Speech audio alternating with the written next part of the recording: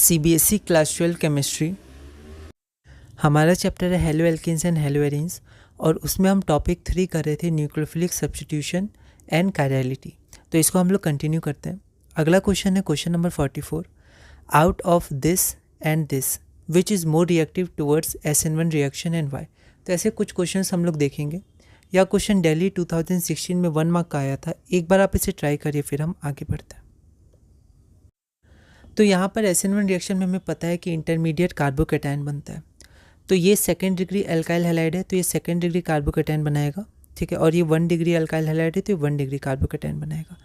तो this compound will undergo SN1 reaction faster because it is a secondary alkyl halide and forms a secondary carbocation which is more stable then the primary carbocation formed in, या फिर bye, है ना, इन की जगह bye ज़्यादा suitable है। More stable then the primary carbocation form by the primary alkyl halide, ये ठीक है।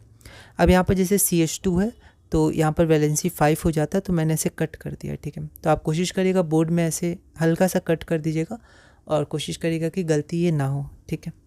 तो हमें स्टेबिलिटी ऑफ कार्बोकेटायन देखना है और उसके हिसाब से आगे बढ़ना है। जिसका स्टेबिलिटी ज़्यादा होगा वो कंपाउंड ज़्यादा फास्ट रिएक्ट करेगा। अगला क्वेश्चन है question number 45। Which would undergo SN1 reaction faster in the following pair. तो आपके पास ये दोनों हैं, ठीक है। 2015 में आया था ऑल इंडिया में 1 मार्क का।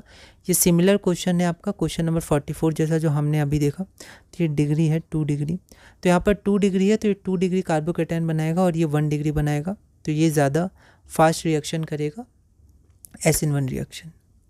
अगला क्वेश्चन है question number 46। Which one of the following compounds is more reactive towards SN1 reaction. तो आपके पास ये 4 ऑप्शन गिवन है, आपको बताना है इन चारों में से कौन सा मोर रिएक्टिव होगा SN1 रिएक्शन में। यह question CBSE sample question paper 2023 में 1 मार्क का आया था। एक बार आप इस क्वेश्चन को ट्राई करिए, फिर हम लोग आगे बढ़ते हैं। तो यहाँ पर कार्बोकेटायन की जो स्टेबिलिटी होती है वो डिटरमाइन करती है रिएक्टिविटी या रिएक्शन रेट SN1 रिएक्शन में, ठीक है। तो यहाँ हम देख सकते हैं ये जो हमारा कार्बोकेटायन बनेगा ये सबसे ज़्यादा स्टेबल होगा क्योंकि यहाँ पर सबसे ज़्यादा रेजोनेटिंग स्ट्रक्चर्स बनेंगे, ठीक है। तो यहाँ मैंने इसको स्ट्रक्चर इसका बना दिया। It forms the most stable carbocation due to more resonating, ये रेजोनेट, ये भी गलत है, रेजोनेटिंग होगा। तो स्पेलिंग आप देखिएगा, रेजोनेटिंग स्ट्रक्चर। अगर बोर्ड में गलती होती है तो आप एक लाइन से ऐसे काट सकते हैं और कोशिश करिएगा गलती ना हो, है ना।